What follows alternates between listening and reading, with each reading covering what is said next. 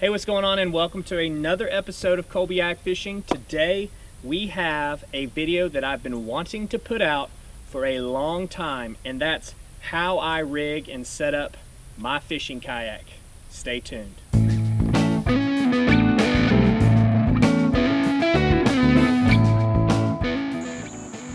Before we get into today's video, I want to fill you guys in on some really cool information. I have a sponsor of this video, and that sponsor is Carve-Co Outdoors. They're a brand new online fishing lure store, and you can go there at carve-co.com to check out their great prices on all kinds of fishing lures. And so the guys there sent me a box. See, Kayak Fishing. Here we go, Carve-Co Outdoors. And in the box, my boy Bryce hooked me up with a ton of stuff. And you can find some of those same awesome lures here at carve-co.com. So here is their website. It's a great looking website. On the homepage, they have newly added stuff down here at the bottom. You can check out all of their supplies that they sell, their lures that they sell, some new stuff that they got rolling in, some little fly kits. They gave me one of these, and it is really awesome. They also sell used lures, and there's some really gently owned, pre-owned used lures that they have in here. But maybe my favorite part about the whole site is the vintage lures. They have some oldies but goodies here in their vintage lure section. I mean, look at these guys. Just some classics from way back in the day, like the Bomber Water Dog.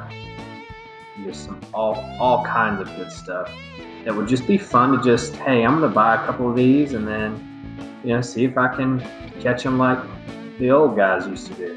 So make sure you go and check these guys out, carve-co.com, and thank you for supporting them by supporting me by supporting them. So I've had this kayak for about 10 years, maybe even a little older than that.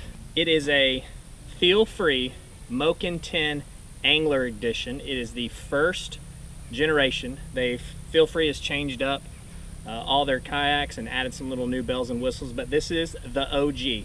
All right, so let me take you through it. Let me show you how I set it up. We'll start at the bow. We'll go all the way back. Now, when I first started rigging up the kayak, I saw all kinds of videos of how other guys and gals were doing it, but I figured something out right up front, and if you don't get anything from this video, maybe this will be kind of something that'll help you. I started doing things that work best for me. Somebody might do something, or I might have something or rig up something in a way that you like, but may not be the best fit for you. So the biggest thing overall is to find something that you like and is going to work best for you, and not try to like duplicate exactly what other people do. Just, emulate it and then twist it and then make it your own. The bow, all the way up front. The thing that I love about the Feelfree kayak, especially this one, is it has the molded handle in it. This is really important for me when I'm putting the kayak on my roof. I always loop rope through here to really hold it down on the front. I've also put a little GoPro mount right here, so if I want to take this little GoPro accessory, put it up front, and just kind of get a shot that gets kind of the whole kayak, and in the background I can do that. And it's really easy to move around, and I've got a couple of these little mounts all over the boat, and we'll see those as we roll. But the biggest kind of thing here in the front is this little hatch. Now, unfortunately, it's not a dry hatch. Let's talk about on the hatch first. So none of this stuff on the top of it was stock. I did this all myself. What I did is I added some pad eyes and created a little bungee system if I wanted to strap something down. I also snagged these off of Jackson Kayak's website. They are rod tip holders. So if I want to have a rod, let me get one real quick and show you. So let's say I'm rolling down the river and I want to lay down my rods, because right now I've got them all standing up. What I can do is I can slide the rod tips underneath here and secure them out of the way if there's any overlying shrubbery or branches or anything like that, and it kind of gets them out of the way. And I can put a couple on this side and a couple on this side. So this has been kind of a cool little addition that I did, and again, stole them off of Jackson Kayak's website. I think they have them on the Coosa, and these are just replacement parts. Now inside the hatch is I use it for a bunch of different things. Right now I've got my battery box in there, so it's really easy to open. It has this little rubber handle, and I'll help you look in and see what we got going on. So this is my battery box that my dad made for me. Thanks, Robin. And it's pretty cool. It's all watertight. It has a little a couple plugs here for USB, and then it also has a little plug here for my fish finder, which uses just a standard cigarette lighter adapter.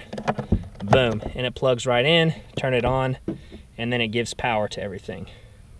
So it's a pretty cool little setup. I usually have it strapped in underneath this little guy to keep it from flopping around. If I flip the boat, which I've done before, it'll stay in here. So speaking of fish finder, here she is, just a $100 fish finder Lowrance, Hook 3X. It does everything that I needed it to do. It gives me temperature, it gives me depth, and then it shows if there's something underneath me, whether it's fish or grass or anything like that. You kind of just have to figure out what's what. And it also tells you like bottom consistency, if it's hard or soft, things like that. It's perfect for what I need it to do. I don't use it a lot because I do a lot of small body pond fishing, and they're typically shallow enough to where you can just kind of figure it out from there. But I wanted to put it on and show you how I have my transducer mount. So this is my transducer mount. It is PVC. I spray painted it some colors. It's already starting to chip, but you know, whatever. And also I wrapped it in some Gorilla Tape and stick it right here in one of my rod holders, the little flesh mount rod holders. So that way it just stays in there and it's right perfectly in the water. Here's another one of those GoPro mounts. So if I want to get dope release shot, or and it sounds wonderful, I know, or if I want to get a shot up like that, a lot of times it's just a crotch shot, so you have to angle it up. So just keep that in mind, future fishermen, when you set up cameras in front of you. Your crotch is just right there in the picture the whole time, so just kind of keep that in mind. So now we're at the midsection of the boat. Two things I want to talk about. Well, actually maybe three things here. We'll start up here. This is a Scotty triple mount.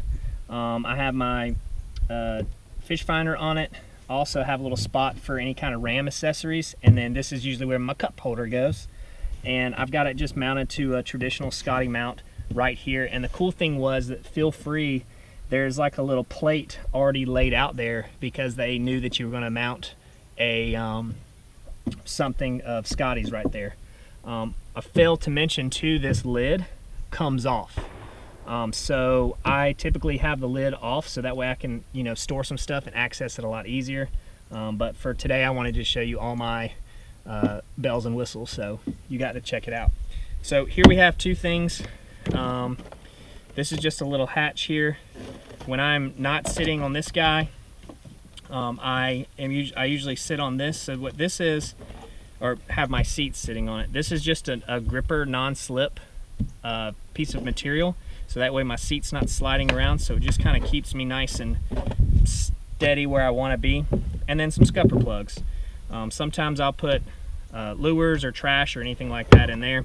It is not a 100% watertight, so stuff does get wet in there. Now this is kind of my first big accessory or modification that I did to the boat.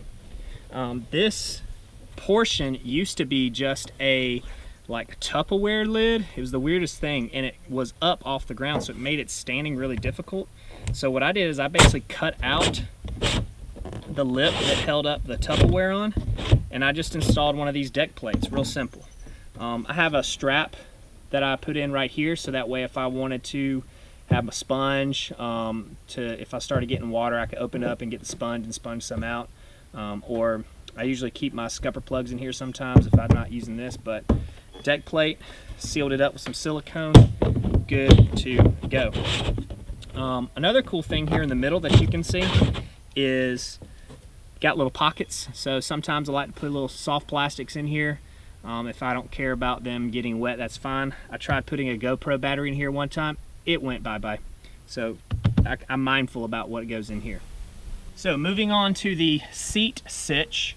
I'm pretty proud about this. I made this little high chair, I guess out of wood, which you can see is the base of the seat, and I just jigsaw cut it out and painted it black. And then the underside is actually PVC. Recently I went in, and you can see these little drawers. I added a couple little drawers and then just screwed them to the bottom. Got these at Target, like $3. And so I keep like maybe an extra set of pliers or some soft plastics or lures that I'm using that are just kind of flopping around, so I just throw them in there real quick. One thing that I do want to add, I want to try to see if I can attach some sort of little locking mechanism, little bungee ball or something that comes up through here. That way it just prevents them from always just sliding out when it's just moving around. So the seat, it actually came with the Kayak. This is a Kingfisher, and it's made by Feelfree. And you can see it's got the Feelfree logo on it. It is an amazing, amazing seat. It is so comfortable. This is actually the second one. The first one made it about 7 years, and it was just so old and the straps were starting to rip and things like that on the back. So I got this one, and you can just order them from their website, or Amazon I think even has them. But this seat is so comfortable. Look, even a grasshopper wants to sit on it. Perfect. So the paddle I use, this is new, got for Christmas, thanks Mom and Dad. Bending Branches Angler Classic. It's got that little hook in there to help you get your lures out, which has come in handy. And the PFD that I always wear when I am kayaking and fishing, always. I'm not being sarcastic. It is the #1 most important safety piece of gear that you can have. Always wear your PFD. This one is one of the new Chinook OS's, made by NRS. All kinds of pockets. I got the co-pilot knife on it. Pretty cool little blade. Got it attached. If I need emergency, cut something, or just want to show it off, it's right there. Sometimes I'll also attach my pliers here, but I don't have those on at the moment. So working our way back to the tank well, I have a Feelfree crate bag. This is probably one of my more favorite pieces of gear that I've ever gotten. It's got rod holders on it. It's got a bunch of storage. It's got pockets all around it. It's got 5 rod holders total. And if I ever want to just load them up, I can. It's got this lid and, oh, where'd it go? But I'll show you on the other side. It's got the lid, and this is a clear pouch that you can put stuff in on the top. Let me show you what I got inside. So like we said, here's a clear pouch, maps, your ID, anything like that. It stays actually pretty secure. But if you look over the inside, there is this metallic looking material. So you could actually store fish in here, which I have actually used this as a cooler before, and it's worked out great. There's a pouch on the underneath side if you want to try to keep stuff out of the water or keep things cool in here. What I have rocking, this is just loaded down. I typically don't have all of these in here, but I have my tackle boxes, and I make sure to have tackle boxes that are watertight. Why? When you flip, these float, and you will flip, and all of this will just come out. And if something is not watertight, it will sink to the bottom, and there goes all that monies. So make sure you always have things that are watertight, or somehow have them secured to your boat. The old adage, if you don't leash it, you'll lose it. And I have lost some things before. When I flipped my kayak a couple videos back, I lost a set of pliers, and no more, bye-bye. Okay, so make sure you have a way of recovering things, and I have this strapped in too, so it's not gonna go anywhere. There's little pockets on the side here. I just keep a little bag of things that I don't want to get wet. My fish lure retriever. Typically I have like a sunscreen or bug spray, which I need because my legs are getting ed up, right in that little pocket. And then like we said, 3 holders on the back, 2 right here. on the other side. I'm bringing it all the way to the rear. There's not really much going on here. We have the drain plug, and then we have this little mount, little gear track mount. I used to use this for, I had one of those deeper fish finders with the little extender arms that would come off like that. So that was my first fish finder, and then used my phone. Obviously you saw I converted, but so I can use this for other things. I just haven't quite figured out exactly what I want to use for it, but it is customizable. Okay, I know you've been looking at it. I know you're curious about my anchor trolley. Typically this is like the #1 thing that people want to add to their kayak and change up on their kayak and all that kind of stuff. I'm going to show you how I have my anchor trolley set up. So the pulleys that I have, they are plastic pulleys, and they are the Harken pulleys. That's upside down. You can't really see it, but it says Harken right there, and somebody just got shot. These are Harken pulleys that I have fashioned just like a little bit of paracord right here, and then I use plastic carabiners with a not so much bungee anymore mini bungee ball attached to a pad eye right there. And I have the same setup running on the top here. Have the Harken little pulley, and then which is plastic, and then the plastic carabiner, and then the pad eye. Now this is just regular paracord, and right at the heart of everything, right here,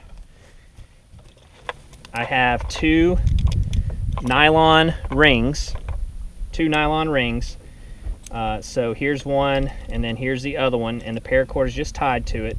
And I have a big carabiner right here, and you can change out these carabiners. And I didn't want to use a plastic one because this is where you need something heavy duty and metal. And this one's actually stood up pretty good. I don't know if it's stainless steel or not, but there's no rusting on it at all, and I've had it for a few years. So here is my anchor quick release setup. So I have the anchor back this way, and I have it attached to a chain. So if I just want to drag chain, I can do that. And then I have that chain attached to a little, where I have a carabiner attached to the chain and then attached to my anchor line. Now, how this works is I'll just drop the anchor, and this little float will roll. And while it's rolling, it also twists here so it doesn't snag anything up, and it does it pretty well. And then when it gets to the depth, when it stops rolling, I take this fancy little clip right here and loop it around and then snug it in there, and it doesn't go anywhere. And then when I'm ready to move, I just pick it up. Honestly, I just pick it up and just throw it in the into the boat. But if I wanted to be more precise with it, I'll just undo this and then take it and then use my hand to roll it up, and it does a pretty good job of rolling up. Now these plastic pulleys, they work amazing. They're way better than metal. Don't get metal, just spend the money on the plastic, because the metal will get wet. Sometimes I even had some stainless steel pulleys. No, get the Harkens. I've had these for 5 or 6 years now, and they've been the same ones. They are awesome. So I know what you're thinking. You see something underneath here, don't you? Well, let me tell you about what it is. I'm not a huge fan of the clothesline situation. I'll show you how I have mine set up, because if I have this here and I get into some trouble and I have it locked down in my little cleat right here and it's not moving anywhere, I need to be able to detach very quickly, have a quick release. So being able to just unclip it, that works for me. I like that. And then if I throw my lure into a bush and I'm already anchored up, I can easily just unattach. This will still be floating with the buoy. I can go get it, retrieve it, come back, and then hook back up again, no problem. So I don't have to pull everything up. Now with this setup down here, this is I kind of just took some extra PVC and your little clothesline dude there, and it'll just sit in one of my rod holders and this will run through here. Is that how I do it? No, I have the buoy on the outside. This will run through here. This will attach to the anchor, and then I will, once it gets out to where it needs to be, I then just use this cleat and hook it, or sometimes I even use this cleat right here that you can't really see, this cleat right here, and I'll just hook it here, and it makes it a little bit easier for me to just kind of undo like that and then pull it up and let the clothesline reel it in. So a couple options there for the anchor system. I prefer quick release and safety, but if I'm on a pond or something, you know, this would be fine, but I typically just go with this one. So last but not least, I have my method of videotaping, and this is my little boom pole or my selfie stick, or however you want to call whatever it is. I wish I would have made a video on how I made it, because it's pretty innovative. I took a bunch of ideas and kind of fashioned them to my own. So starts out with a Scotty mount, and then I have a Scotty to ram ball adapter that you push in here and you screw it down and tighten it up. Then I have a ram ball little thing here. This is just one of the ram mounts, and this piece is pretty interesting. So this is just a typical ram ball, and it is attached to my pole, and this pole is just a monopod camera pole. But how I attached it was I dropped a screw that had like a rectangular head down in here, and then lined it up and then cinched it down, and that's how I got it to fit there. And then as we go up, I'm trying something new today, trying out this microphone for the GoPro. It doesn't have the best sound, so we'll figure it out. But the cool thing about the monopod is I can extend it up and down to get different angles and things like that. And then I have the Ram Mini mount right here with the ram ball adapter for the GoPro. And then the same kind of thing that I talked about in the one down there is right here. I put another screw up this way and then screwed it in like that. So it's a pretty cool little setup.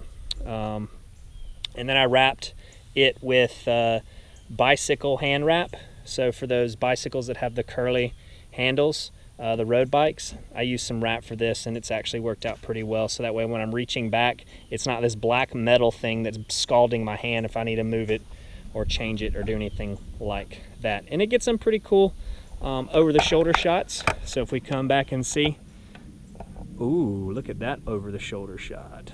And I get some good release footage too. Well, I hope that you have enjoyed this walkthrough of how I rig my kayak. Remember, don't do something exactly that I've done or somebody else has done to their kayak. Do what works for you. And remember, just because I did it doesn't mean you have to do it. Do what you want, do what you feel works best for you. And I cannot state that enough. So thank you for watching. If you're not already a subscriber, make sure you do so, because I'm about to take this and put it out there and do a little afternoon, evening bass fishing. And if you want to see a video where I'm out here, then you subscribe to the channel and you'll see me out there. So until next time, keep those lines tight and make sure you go check out the merch store.